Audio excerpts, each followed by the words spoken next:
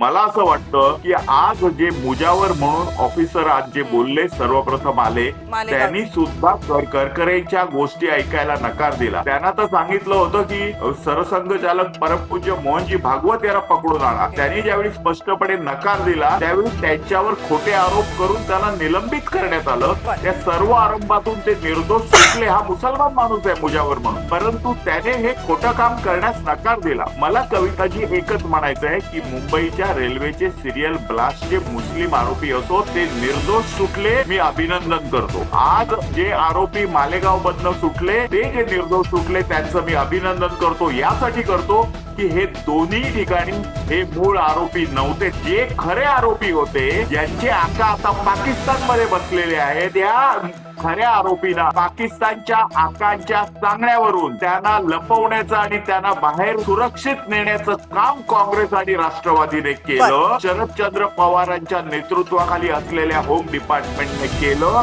आणि त्याच्यामुळे काँग्रेसने मुस्लिमांना फसवलं, हिंदूंना मूर्ख बनवलं, मुस्लिमांना मूर्ख फसवलं आणि निष्पाप हिंदू आणि मुसलमान यांना या दोन खटल्यात आरोपी बनवून जे खरे आरोपी आहेत त्यांना सही सलामत बाहेर सुटण्यास मदत केली असा माझा स्पष्ट आरोप आहे.